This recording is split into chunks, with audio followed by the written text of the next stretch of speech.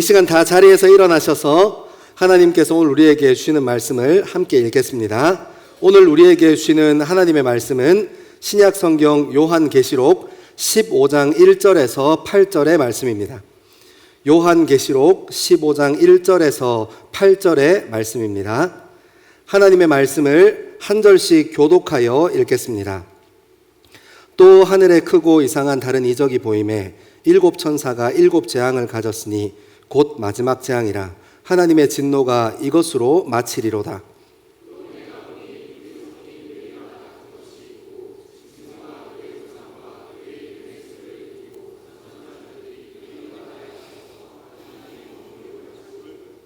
하나님의 종 모세의 노래 어린 양의 노래를 불러 이르되 주 하나님 곧 전능하신 이시여 하시는 일이 크고 놀라우시도다. 만국의 왕이시여 주의 길이 의롭고 참되시도다.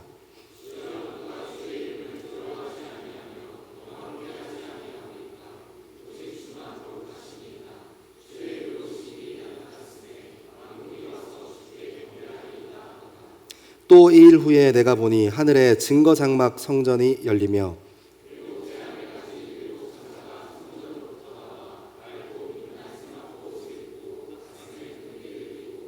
내 생물 중에 하나가 영원토록 살아계신 하나님의 진노를 가득히 담은 금 대접 일곱을 그 일곱 천사들에게 주니 하나님의 영광과 능력으로 말미암아 성전에 연기가 가득 차매 일곱 천사의 일곱 재앙이 미치기까지는 성전에 능히 들어갈 자가 없더라. 아멘. 이 말씀은 살아계신 하나님의 말씀입니다.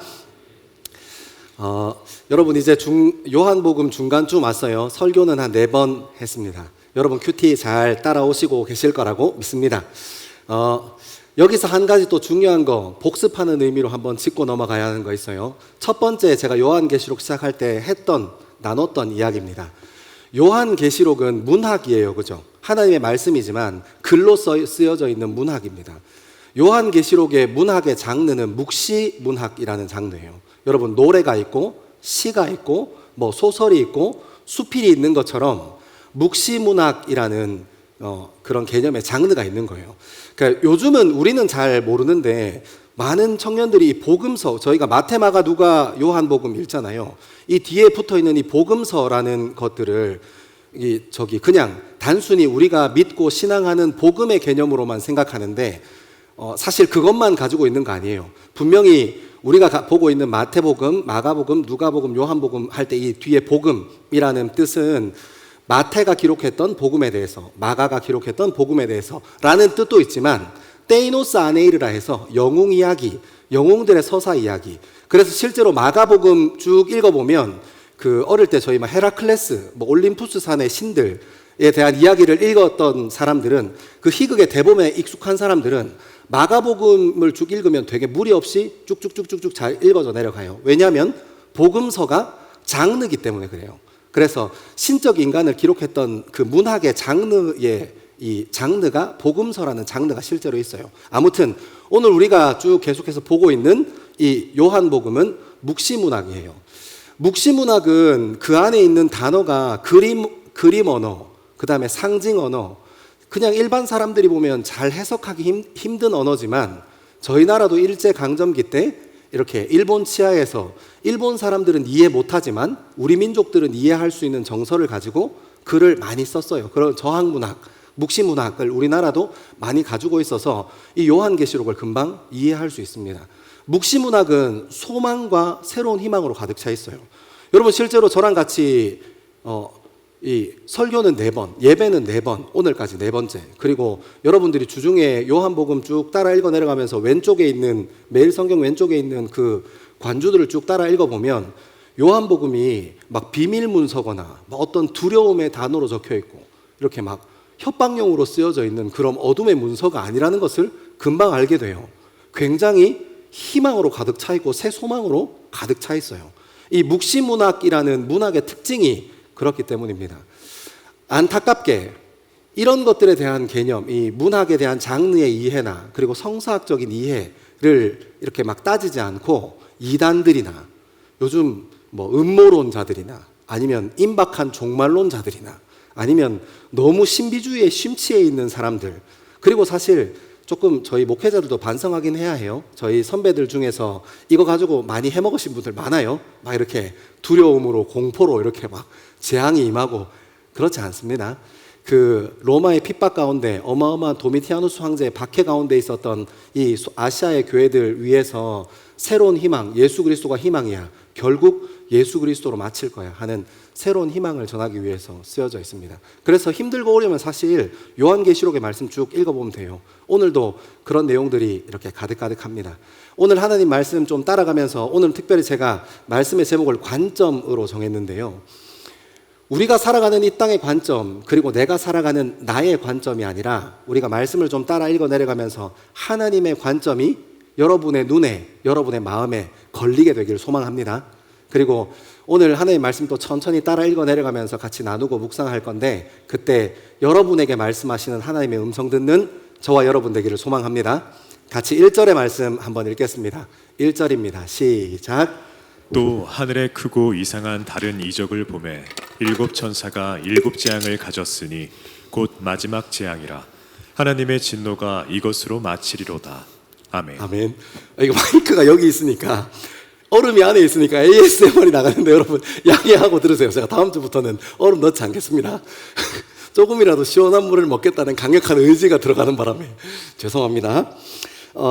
우리가 지난주에 했던 것처럼 여기 앞부분 좀 잘라서 또 하늘에 크고 이상한 다른 이적을 보매라는 이 부분을 뜯어서 우리가 읽고 있는 이 장르에 대한 이해를 좀 해야 돼요. 이 있는 글에 여기에 보면 또 하늘에 크고 이상한 다른 이적을 보매. 여러분 이적이라는 표현 기억나요? 헬라어로는 세메이온이라는 표현이에요. 이 세메이온이라는 표현은 여러분 책 중에 조금 두꺼운 성경책 가지고 계신 분이나 아니면 얇아도 조금 친절한 성경책을 가진 사람들 보면 이 이적이라는 글자 앞에 이렇게 각주, 이렇게 딱 갈로해서 1번, 2번 이렇게 해서 각주돼 있고 밑에 뚝 따라 내려가 보면 또는 표적이라고 돼 있을 거예요. 이게 이적이 우리는 단순하게 특별한 일, 예상 밖에 일어나는 일, 그러니까 합리적인 것들, 구조 밖에서 일어나는 어떤 일, 예상치 못했던 어떤 일, 자꾸 기적을 생각하거든요. 물론 이적이라는 표현에 그런 뜻이 분명히 있지만 이 표적과 이적이라는 표현을 쓰는 것은 사도 요한이 수사학적으로 글을 표현하기 위해서 본인이 이 요한계시록이라는 글을 통해서 목적까지 달려가기 위해서 표지판, 이정표 같은 역할을 해요. 그래서 이 이적과 표적들을 쭉 따라가다 보면 끝에 부활하신 예수 그리스도, 다시 오실 예수 그리스도, 이 땅의 끝이 되시는 예수 그리스도를 만나게 되는 겁니다. 그러니까 여러분 이것은 실제로 일어난 일이 아니에요. 하나님께서 표지판처럼 이정표처럼 사도 요한의 환상 가운데 보여주신 내용입니다. 그리고 뒤에 이렇게 이어져 있습니다. 일곱 천사가 일곱 재앙을 가졌으니 곧 마지막 재앙이라. 하나님의 진노가 이것으로 마치리로다. 여러분 우리가 읽고 있는 이 두 번째 파트, 요한계시록은 총 4개의 사도 요한이 보았던 환상으로 구성되어 있어요. 그 중에 우리가 보고 있는 게 두 번째 파트예요. 이 장으로 따지면 6장부터 16장까지인가? 갑자기 자신이 없으시네. 맞아요. 16장까지예요. 6장부터 16장까지 이렇게 이어져 있는데 이 구조를 좀 봐야 해요. 6장부터 16장까지 구조가 정말 이 사도 요한이 글을 되게 잘 쓰는 사람이었어요. 기가 막히게 그 구조를 통해서 설명하고 싶은 게 있거든요. 여러분 6장부터 이제 그 7인 떼는 천사가 나타나, 어린 양도 나타나고 막 이렇게 해서 7인 떼면서 막 재앙이 이 땅에 막 임하기 시작합니다. 그리고 나서 마지막 7번째 인을 뗐는데 무슨 일이 일어나요? 8장 1절 2절에 보면 마지막 봉인을 탁 뗐는데 뭐가 나타났다? 7 천사가 나팔 들고 나타나요. 그러니까 7인 재앙의 끝인 7번째 재앙이 7 천사가 7 나팔 들고 나온 천사들의 재앙이 이제 시작되는 거예요. 그리고 어떻게 되냐면 또 쭉 따라가다 보면 11장에 마지막 6번째 천사가 와서 나팔을 불고, 그리고 12장부터 14장까지는 제가 지난번에 12장 1절 12장 앞부분 설교할 때 말씀드렸었는데 이 부분은 보호 파트예요. 그러니까 하나님께서 끝까지 믿음의 사람들, 교회와 그리스도인들을 어떻게 지킬 것인가 하는 이 파트가 12장에서 14장까지 부록초록 속 끼어 있는 겁니다. 그리고 14장 17절쯤일 거예요. 14장의 마지막 파트. 맞네요. 14장의 17절이 이제 소망과 희망 그리고 보호하심 끝에 그리고 다음 재앙으로 이어지게 되는데 거기에 어떤 표현이 있냐면 7번째 나팔 부는 천사가 나팔을 불었더니 하늘에 하나님의 성전이 보이기 시작해요. 그리고 거기에 놔들고 나와서 천사가 한번 휘두르고 오늘 우리가 보는 15장 뒤에 7명의 천사가 그 하나님의 성전에서 대접을 들고 나와서 저주를 해요. 그러니까 이 구조를 큰 그림을 잘 봐야 해요. 6장, 7장에서는 어떻게 했어요? 쭉 일곱 인 때는 이야기가 쭉 나오고, 그러면 이제 7번째 뗐으니까 끝나야 돼. 근데 안 끝나. 7번째 재앙이 7개야. 나팔 들고 나와서. 그리고 이제 7번째 나팔을 불면 끝나야 되는데, 7번째 나팔을 불고 하늘의 문이 열려서 성전이 있는데, 그 성전에서 누가 나와? 7명의 천사들이 대접 들고 나타나서 재앙을 붓기 시작하는 겁니다. 요걸 보고 우리는 문학적인 기법, 수사학 기법 중에 액자식 구성이라고 해요. 따라오고 있죠? 이게 제가 요한계시록은 강의하던 버릇이 있어서 이거 이제 오해하지 말라고. 여러분 신천지 이거 말도 안 되는 이야기에 속으면 안 돼요. 제가 확신하는데 걔네들 국어를 잘 못해요. 확실합니다. 여기 혹시 신천지 있으면 회개하십시오. 국어를 다시 배우고, 이거 성경을 다시 볼 게 아니고 국어를 다시 봐야 돼요. 여러분 우리 다시 중고등학교 때로 돌아와서 이 수사학적 기법 중에 액자식 구성이라는 구성이 있어요. 어떻게 해요? 7번째 인 때니까 그 안에 또 다른 이야기 7개가 나오고, 7번째 나팔을 부니까 그 안에 또 7대접 이야기가 나오는 거예요. 그러니까 여러분 근데 사도 요한은 액자식 구성으로 글을 써야지 했다기보다는 6장부터 16장까지 무엇을 얘기하고 싶은 거예요? 끝나지 않을 것만 같은 재앙을 표현하고 싶은 거예요. 끝난 줄 알았는데 또 시작이야. 끝난 줄 알았는데 또 시작이야. 근데 오늘 1절에 뭐라고 얘기해요? 7천사가 7재앙을 가졌으니 곧 마지막 재앙이라. 이제 끝난다는 거예요. 이제 끝난다는 거예요. 여러분 이 끝이 있다는 것, 우리에게 주는 신앙적인 메시지가 커요. 여러분 이것이 우리의 신앙이고 우리의 믿음입니다. 신학에서는 이 종말론을 에스카톨로지라고 해요. 우리는 종말을 믿어요. 우리는 시작이 있고 끝이 있다는 걸 믿어요. 우리는 이웃에 있는 종교들처럼 윤회가 있어. 그러니까 영원한 시작도 없어. 그리고 영원한 끝도 없어. 그 윤회라는 철학, 윤회라는 사상을 가진 그런 이웃 종교들과 저희는 완전히 다른 종교입니다. 기독교는 시작이 있고 끝이 있다고 얘기해요. 여러분 하나님의 말씀의 구성도 똑같습니다. 하나님의 말씀, 모든 것의 주인 되신, 모든 것의 시작이 되신 하나님이라는 창세기로 시작해서 모든 것의 마침표 되시는 예수 그리스도 어린 양 하나님으로 요한계시록으로 끝나요. 여러분 우리는 끝이 있다는 역사관을 가지고 있어요. 우리는 시작했으면 반드시 하나님에 대해 끝나는 것을 믿습니다. 아멘. 여러분 끝이 있다는 것은 우리에게 중요한 메시지 하나를 던져요. 첫 번째는 어떤 메시지를 던지냐면, 끝이 있다는 것은 지금의 소중함을 알게 해요. 여러분 끝에 사로잡히면 두렵고, 끝에 사로잡히면 힘들고 희망이 없을 것 같지만, 여러분 끝이 있다는 표현이 우리에게 주는 소망과 희망이 있습니다. 왜요? 끝이 없다면 지금 내가 실패하고 잘못해도 다음에 잘하면 돼요. 여러분 영원히 산다고 생각해 보십시오. 지금이 뭐가 그렇게 중요하겠습니까? 앞으로 잘하면 되지.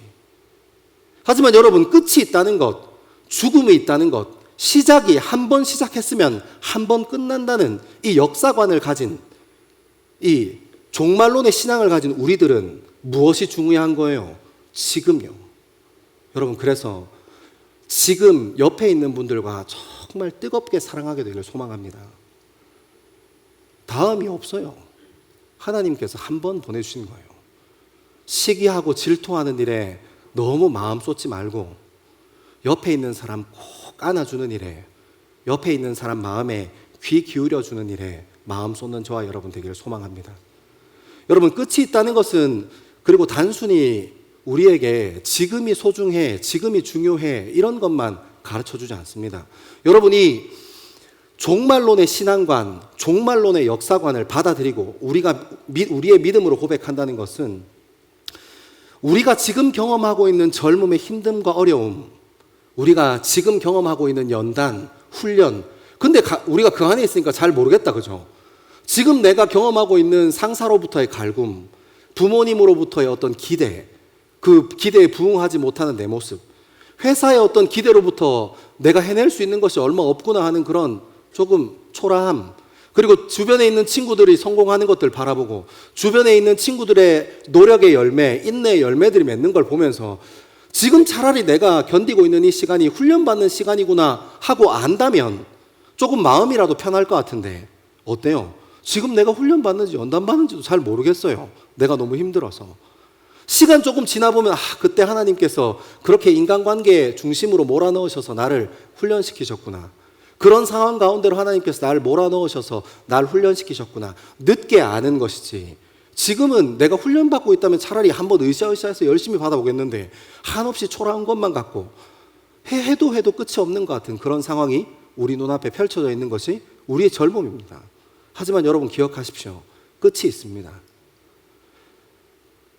이성교제 하는 것 때문에 힘들고 어려울 수 있어요. 기억하십시오. 끝이 있습니다. 얼마나 꽃이냐? 나는 결혼했으니까 뭐.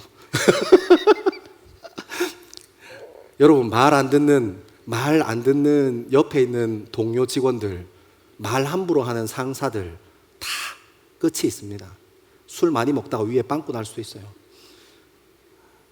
여러분 옆에 말 참 못되게 하는 어른들, 부모님들, 제가 그거 느꼈어요. 결혼하기 전에 저는 저희 집안에 늦둥이 중에 엄청 늦둥이거든요. 저희 큰 누나랑 저랑 19살 차이 나요. 저희 큰 누나가 20살 때 저를 업고 다녔겠죠. 19살 차이 나니까. 그래서 동네 사람들이 수군수군 됐다고 합니다. 저기 봐라. 저 애가 애 낳았다. 근데 더 놀라운 사실은 저희 아버지가, 저희 어머니가 자기 애라고 얘기를 안 했어요. 그래서 제가 어릴 때 누나 미움을 온방지게 받았습니다. 여러분, 그 누나가 지금은 힘이 많이 빠졌어요. 제가 40이니까요. 이제 곧 환갑을 바라보고 계십니다. 그때 참 저 많이 미워했던 것 같은데 보고 있나? 다 지나가요. 저희 아버지는 제가 몇 번 말씀드렸지만 말보다 주먹이 빠른 사람입니다. 아이고 신호를 안 줘요. 좀 약간 신호를 주면 나 화났어 그만해 선 넘지 마 신호를 주면 대응을 할 텐데 대응이 없어요. 바로 파란불입니다.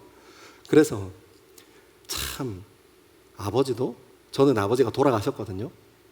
아버지 돌아가시는 거 보면서 참 이렇게 가실 거 좀 덜 때리지 뭐 이런 마음도 조금 생각해 본 적이 있습니다. 아무튼 다 끝이 납니다. 여러분 힘들고 어렵습니까? 조금만 참으십시오.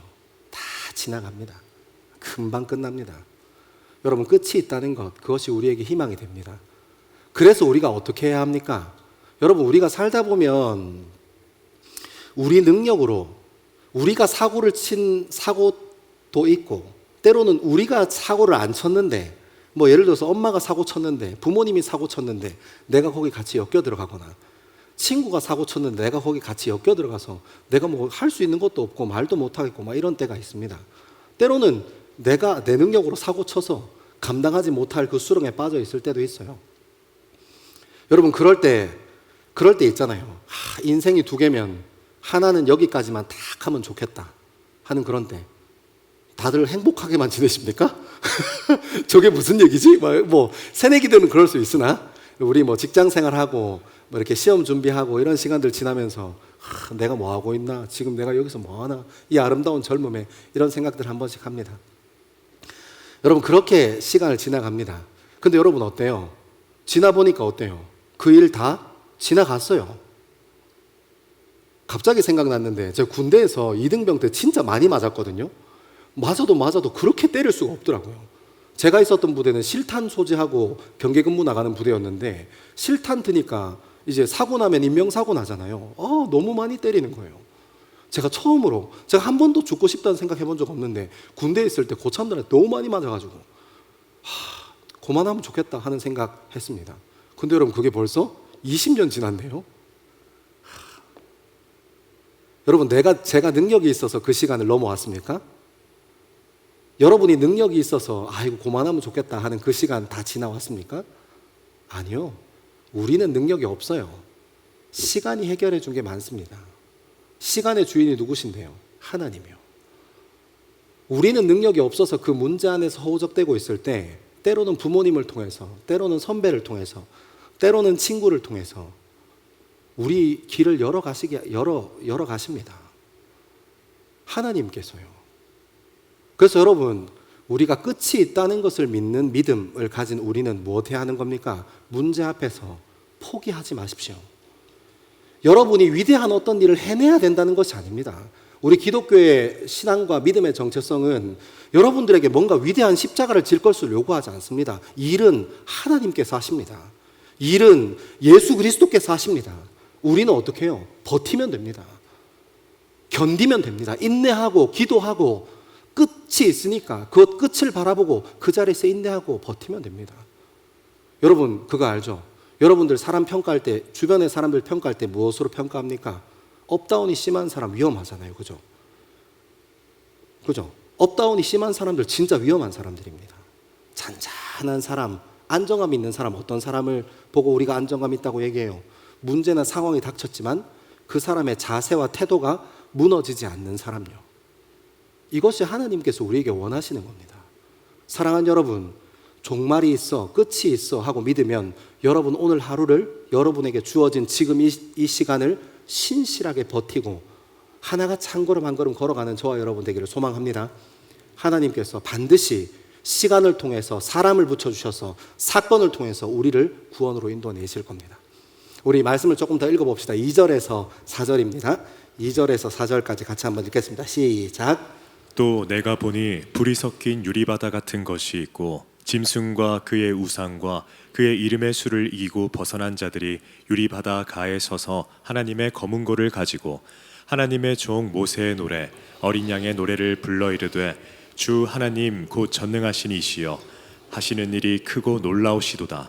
만국의 왕이시여 주의 길이 의롭고 참되시도다. 주여 누가 주의 이름을 두려워하지 아니하며 영화롭게 하지 아니하오리이까. 오직 주만 거룩하시니이다. 주의 의로우신 일이 나타났음에 만국이 와서 주께 경배하리이다 하더라. 아멘. 여러분 여기도 2절의 시점을 중요하게 봐야 3절과 4절의 내용을 이해할 수 있고, 그리고 1차 독자들이 이 말씀을 어떻게 이해하고 어떻게 해석했는지를 우리가 이해할 수 있거든요. 2절 보면 어때요? 또 내가 보니 불이 섞인 유리바다 같은 것이 있고 짐승과 그 우상들과 그 이름의 수를 이기고 벗어난 자들이 유리바다 가에 서서 하나님의 검은고를 가지고 라는 표현이 있어요. 그러니까 여러분 이게 시점을 2절에 들어가서 시점이 두 개로 나누어져 있는 것을 확인할 수 있는데, 첫 번째는 어떤 사람이냐면 2절의 끝쪽에 있는 유리바다 가에, 그러니까 유리바다 밖에 있다는 거예요. 실제로 헬라어 원어는 밖에 있다는 표현보다 변두리에 있다는 표현보다 위에 있다는 표현이 훨씬 더 정확해요. 그리고 사도 요한이 글을 쓸 때 유리바다라고 표현했던 것이 그냥 바다는 사람이 설 수 없으니까 유리바다 위에 서 있다는 것을 표현하고 싶어서 가예라는 표현을 실제로 헬라어로 썼을 가망성이 훨씬 더 높아요. 그래서 가예 이렇게 변두리에 있다고 해석해도 문제가 없고 사실 위에 있다고 해석해도 문제는 없어요. 무엇이 중요한 거냐면 가에 있든 위에 있든 불이 섞인 바다 바깥에 있는 사람들이 존재한다는 거예요. 그 사람들이 어떤 사람이냐면 짐승과, 그러니까 군사적인 박해, 힘으로 무력으로 감당하는 박해, 그리고 그의 우상과 종교적인 박해. 여러분 요한계시록을 관통하고 있는 내용들입니다. 로마의 군대와 정치와 종교를 가지고 기독교인들 탄압하고 억압하는 내용들요.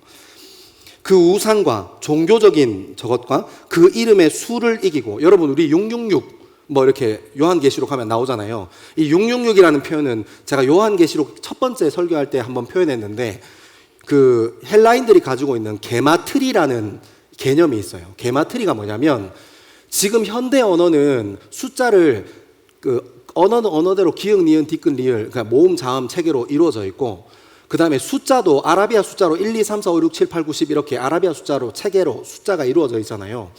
이건 현대 언어라서 그런 거예요. 고대 언어, 그러니까 실제로 로마인들, 히브리인들이 살 때만 해도 이 게마트리라고 있는데 글자가 안 맞아. 자음 모음이 안 맞아. 읽으면 글자가 안 돼. 개념이 안 돼. 그럴 때 이 게마트리라 해서 숫자로 읽어요. 그러니까 예를 들면 기역을 숫자 1이라고 표현하고 니은을 숫자 2라고 표현했는데 글을 쭉 읽고 있다가 다윗이 기역 니은 세더라 이렇게 진행되는 때가 있더라고요. 그러면 우리는 어떻게 읽어야 돼요? 이 게마트리아 해독법의 독해법에 따라서 숫자 1, 2, 12세였더라 하고 읽는 요런 표현이에요. 요런 표현인데 네로 황제를 숫자로 표현하면 666이 나오는 거예요. 그게 어떻게 딱 갖다 맞은 거지. 막 그게 막 베리칩이 어떻고 바코드가 어떻고 사도 요한은 몰랐어요. 그런 얘기 하지 마. 사도 요한이 베리칩을 알아야 말이지. 나 진짜 세상 답답한 사람들. 그 사람들은 하나님 말씀이 진리라고 안 믿나 봐. 제가 몇 번 얘기했죠. 우리가 보는 요한계시록은 1차 독자들에게도 하나님의 음성, 하나님의 메시지, 똑같은 동일한 하나님의 메시지가 전달됐어요. 그리고 2025년을 사는 우리에게도 이 하나님의 말씀은 진리여서 1차 독자들이 이해했던 하나님, 경험했던 하나님의 음성을 우리도 똑같이 경험한다고. 근데 왜 걔네들은 모르고 우리는 알아? 똑같은 하나님의 말씀이 진리고 구원인데. 그러면 우리가 죽고 나서 3000년 뒤에 요한계시록은 다르게, 더 다르게 해서. 아니요. 베리칩 얘기 좀 그만해. 하지 마. 그 바코드, 아무런 의미 없는 음모론자들이 하는 얘기를 그걸 믿고. 아무런 저거 없어요. 그러니까 이제 수혜, 그러니까 이제 권위, 나라의 권세에 대항하는 것들을 표현한 겁니다. 그것들을 이기고 벗어난, 여러분 여기서 표현한 이기고 벗어난이라는 표현이 되게 중요한데요. 안 되겠네. 제가 오늘 설교가 뒤에 더 있는데 시간 보니까 안 되겠다. 여기서 멈추겠습니다. 반주 좀 해주세요. 여러분 여기서 되게 중요한 게 있는데 그거를 뭐라고 얘기했냐면 짐승으로부터 벗어나고 그의 우상으로부터 벗어나고 그 숫자로부터 벗어난, 그러니까 로마의 종합적인 박해 세트로부터 벗어나 있는 이 개념을 이기고 벗어난이라고 표현을 하는 거예요. 2절에. 그리고 나서 쭉 이어지는 내용이 뭐냐면 모세의 노래예요. 모세의 노래는 어떻게 쓰여졌냐면 이스라엘 백성이 애굽에 430년 동안 노예로 살다가 이제 하나님께서 허락하신 영도자였던 모세를 통해서 200만 정도 되는, 남자만 60만 이상 되는 이 인구를 데리고 이제 다 출애굽에 시작합니다. 그 출애굽을 로마의 전차 군대가 자꾸 로마래. 애굽의 전차 군대가 가만히 놔두지 않고 이제 도망가고 있는, 출애굽하고 있는 이스라엘 백성들을 로마의 전차 부대를 통해서 추격하도록 출동시킵니다. 진퇴양난인 거예요. 너무너무 힘들고 어렵고 얼마나 힘들었겠어요. 그런데 하나님께서 모세를 통해서 홍해를 열어주십니다. 200만이나 되는 인구는 메마른 땅을 걸어갔어요. 마른 땅을 걸어갔고 로마의 그때 당시에 최고의 군대였던 애굽의 전차 군대는 홍해에 수장됐어요. 그 사건을 기념하기 위해서 모세와 미리암이 출애굽기 15장 전체가, 한 사람은 그 모세의 노래고 또 뒤에 이어지는 19절부터 이어지는 내용은 미리암의 노래로 구성되어 있어요. 우리 한번 읽어봅시다. 15장 1절부터 5절까지입니다. 15장 1절에서 5절 같이 한번 읽겠습니다. 출애굽기 15장 시작. 이때 모세와 이스라엘 자손이 이 노래로 여호와께 노래하니 일러스되 내가 여호와를 찬송하리니 그는 높고 영화로우시며 말과 그 탄자를 바다에 던지셨음이로다. 여호와는 나의 힘이요 노래시며 나의 구원이시로다. 그는 나의 하나님이시니 내가 그를 찬송할 것이요 내 아버지의 하나님이시니 내가 그를 높이리로다. 여호와는 용사시니 여호와는 그의 이름이시로다. 그가 바로의 병거와 그의 군대를 바다에 던지시니 최고의 지휘관들이 홍해에 잠겼고 깊은 물이 그들을 덮으니 그들이 돌처럼 깊음 속에 가라앉았도다. 아멘. 여러분 얼마나 기쁘겠습니까? 얼마나 기뻐서 소리 지르고 눈물 없이 이 노래를 부를 수 있겠습니까? 여러분 우리나라도 일제 강점기를 36년 지났어요. 근데 가끔 TV에 보면 왜곡되어 있는 역사관을 가진 정치인들이나 왜곡되어 있는 역사의 개념을, 학문적인 개념을 가진 분들이 TV에 나와서 엉뚱한 소리예요. 저는 그거 볼 때마다 그 생각해요. 아직도 36년의 아픔은 지금도 살아서 우리 민족 안에 있구나. 여러분 그때 36년 동안 우리 민족의 어른들이 그 일본의 압제와 탄압 가운데서 산 거, 그 아픔과 고통, 그것만 아픔으로 끝나는 것이 아니라, 여러분 저 보잖아요. TV에서 엉뚱한 소리 다 하는 거 보잖아요. 남의 아픔을 우리 민족의 아픔을 내 아픔이라고 받아들이지 못하는 사람들이 얼마나 파렴치한 얘기하는지 보잖아요. 저는 그거 보면서 아직도 그 36년의 아픔이 우리 삶 가운데 있구나 생각해요. 여러분, 이스라엘 백성들은 430년 동안 애굽의 종살이로 살았습니다. 여러분, 200만이나 되는 이스라엘 민족이 모세를 따라서 나갈 때 무엇이 그들을 가장 힘들게 했고 무엇이 가장 그들에게 치명적인 과오였습니까? 뒤에 쫓아오는 전차 부대였습니까? 아니요. 그 안에 있는 노예 근성들 때문이었어요. 야, 봐라 너희, 내가 저기 있었으면 고기 구워 먹고 살았을 텐데 여기 너 왜 우리를 여기까지 데리고 왔냐? 우리 무덤이 없어서, 장지가 없어서 여기까지 와서 우리 다 수장시키려고 하냐? 진짜 무서웠던 것은 애굽의 전차가 아니었고, 진짜 무서웠던 것은 430년 동안 종노릇하면서 이 몸 안에 배어왔던 노예 근성을 없애는 것이 너무너무 크고 중요한 문제였어요. 근데 여러분, 오늘 요한계시록 15장 2절에서 무엇을 표현하고 싶어요? 그 짐승, 그 우상, 그 숫자의 권력으로부터 이기고 벗어난 사람, 그러니까 이 출애굽기로 따지면 모든 어려움과 아픔으로부터, 노예 근성으로부터 벗어난 사람들에 대해서 얘기해요. 출애굽기 15장 후반절은 더 자세하게 나타내는데 우리 12절부터 18절까지 말씀 같이 한번 읽겠습니다. 출애굽기 15장 같이 한번 읽게요. 시작. 주께서 오른손을 드신즉 땅이 그들을 삼켰나이다. 주의 인자심으로 주께서 구속하신 백성을 인도하시되 주의 힘으로 그들을 주의 거룩한 처소에 들어가게 하시나이다. 여러 나라가 듣고 떨며 블레셋 주민이 두려움에 잡히며 에돔 두령들이 놀라고 모압 영웅이 떨림에 잡히며 가나안 주민이 다 낙담하나이다.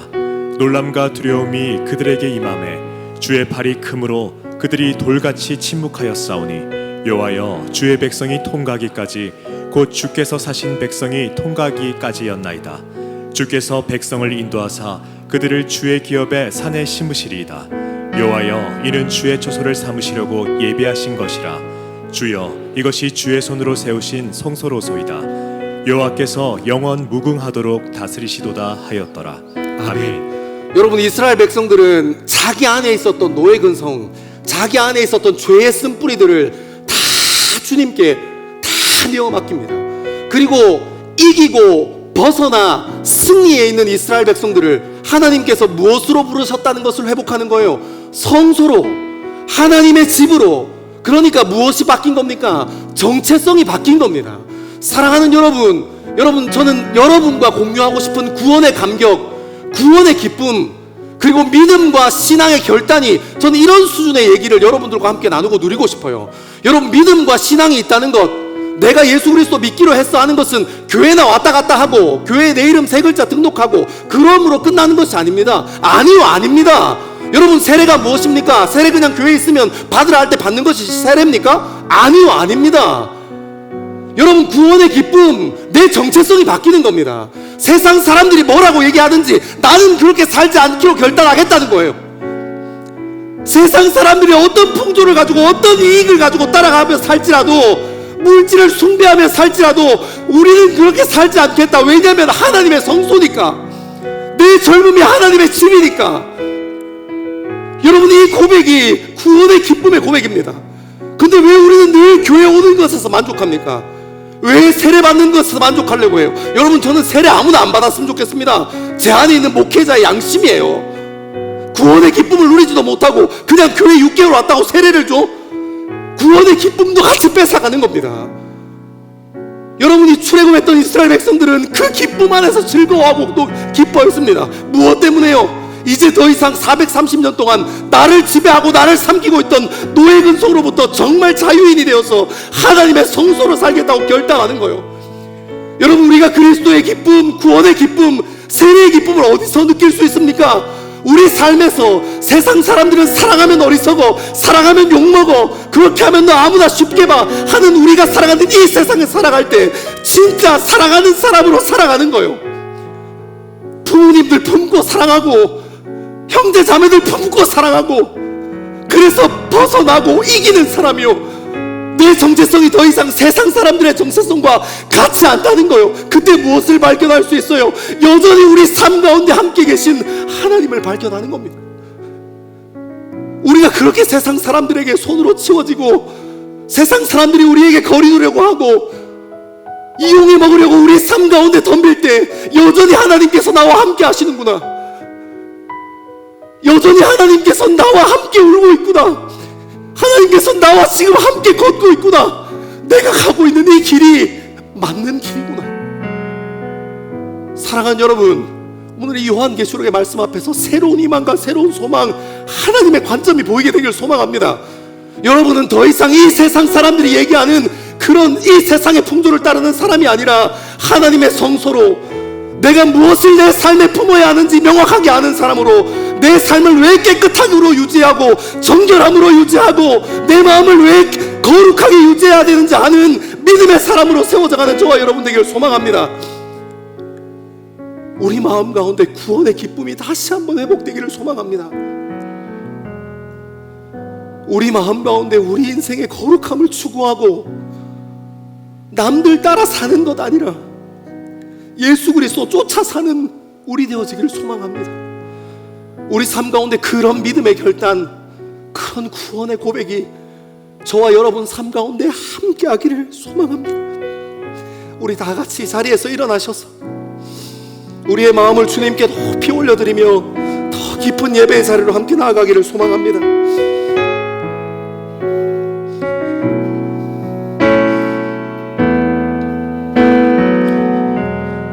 흐르는 시간이 한숨만 남기고 반복된 실패 속 지쳐갈 때 내 맘의 소망이 눈물 조각 내 곁에 다가와 부르시네. 주님의 시선 나를 비추시고 상처난 내 맘 만지시네.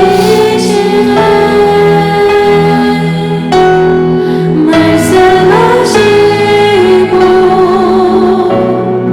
회복해 하시네. 주의 사랑이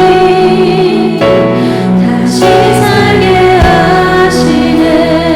처음부터 한 번 더 고백합니다. 흐르는 시간이 한숨만 남기고 반복된 실패 속 지쳐갈 때 내 맘의 소망이 눈물 조각 될 때 내 곁에 다가와 부르시네. 주님의 시선 나를 비추시고 상처난 내 맘 만지시네.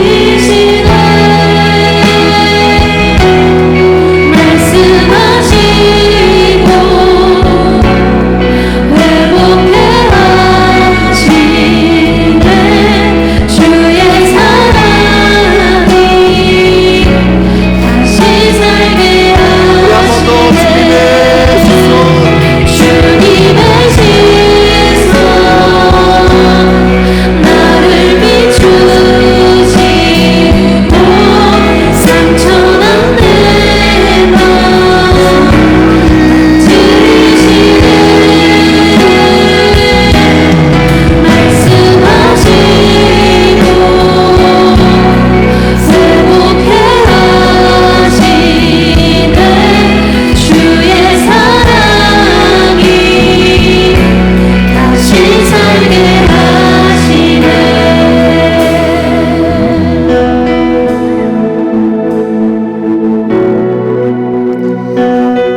이 시간 우리 마음을 주님께 내어드리기를 소망합니다.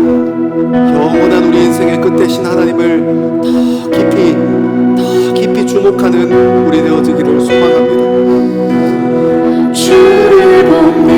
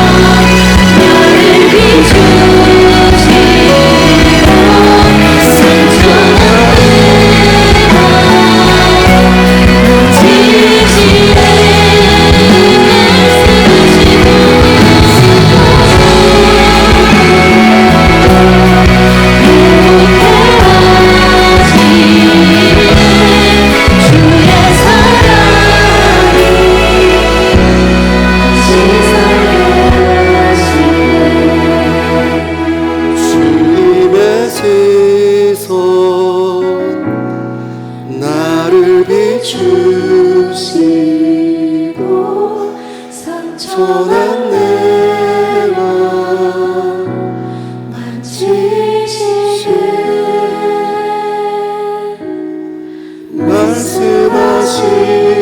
말씀하시고 회복해 하시네 주의 사랑이 우리 마지막으로 한 번 더 우리의 고백으로 주님께 올려드리겠습니다. 주님의 시선 주님의 시선 나를 비추시고 상처난 내 맘 만지시네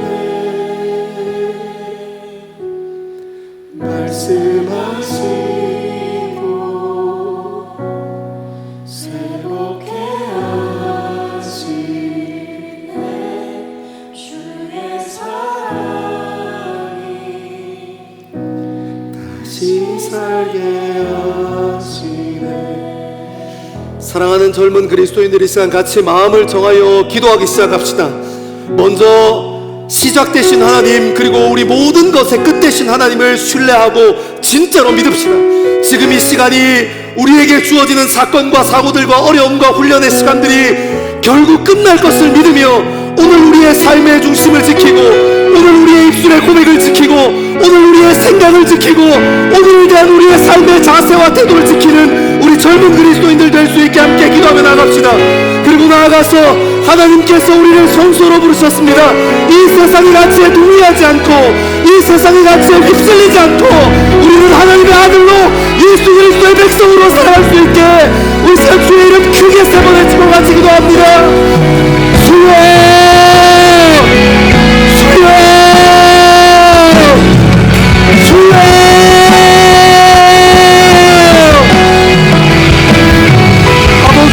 아버지 하나님 우리의 삶을 붙잡아 주옵소서. 하나님 우리의 삶을 붙잡아 주옵소서. 하나님 모든 것이 끝날 것입니다. 하나님 우리 안에 새로운 소망 품게 하시고 아버지 하나님 주님으로 말미암은 소망과 주님의 마음으로 충만하여 주님을 할 수 있게 주님 인도하여 주옵소서. 주님 힘들고 낙담할 때가 있습니다. 하나님 모든 것이 어지럽고 미친 것만 같은 때가 있습니다. 하지만 하나님 주님 바라보며 우리의 삶의 중심이 주님 앞에 세워질 수 있기를 주님 간절히 바라고 소망합니다. 주여 주여 아버지 하나님 우리의 젊음을 사용하여 주십시오. 하나님 우리의 젊음을 사용하여 주십시오.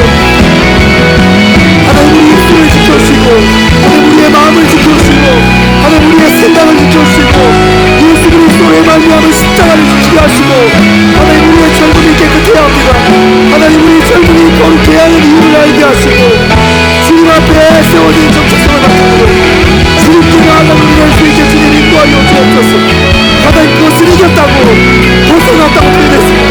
아버지 하나님 세상 사람들이 보기에는 엉뚱한 길을 선택한 것 같고 엉뚱한 길을 서 있는 것 같지만 아버지 하나님 우리가 서 있어야 할 곳에 서 있음을 기억하게 하시고 아버지 우리의 삶이 주인 모시기 앞에는 그런 교회로 살아갈 수 있게 주님 인도하여 주옵소서.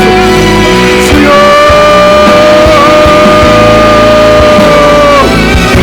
주님 우리의 삶을 붙잡아 주옵소서. 주님 우리의 생각을 붙잡아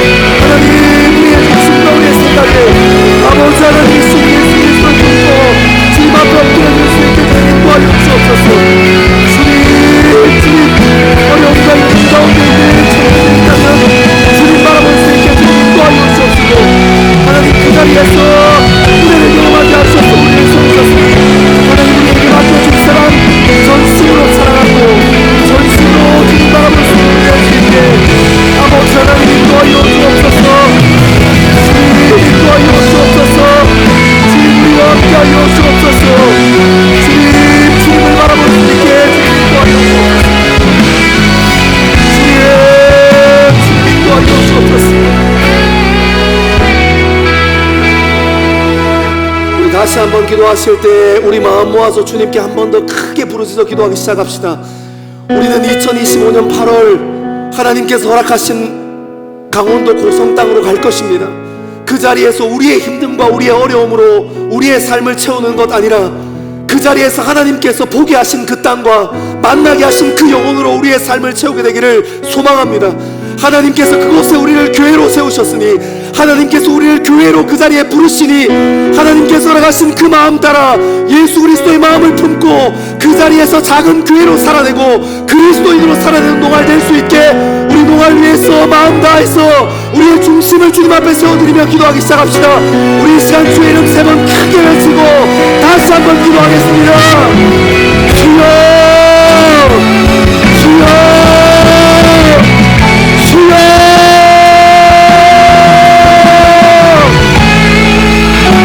아버지 하나님, 아버지 하나님,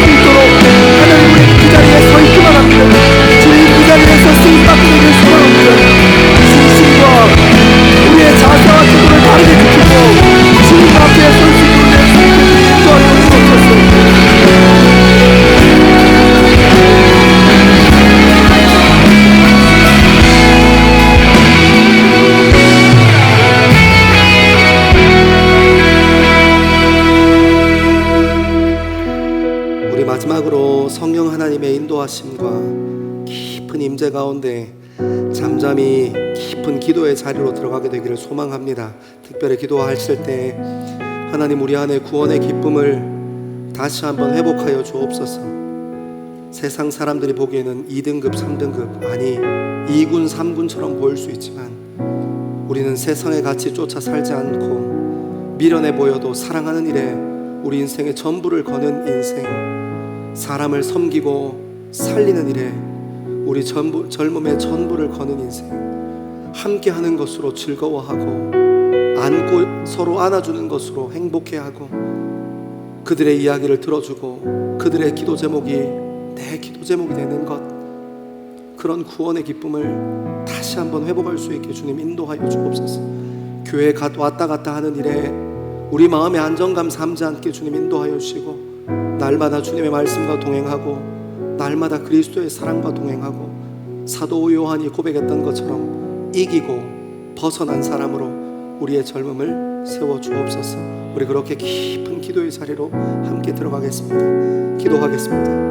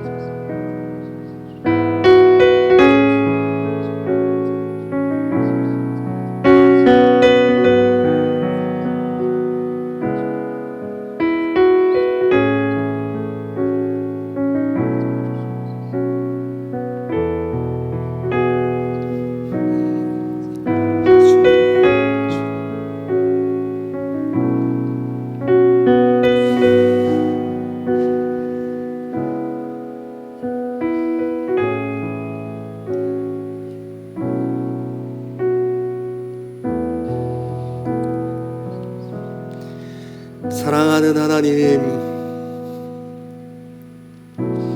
때로는 우리 젊음에 밀려오는 무게가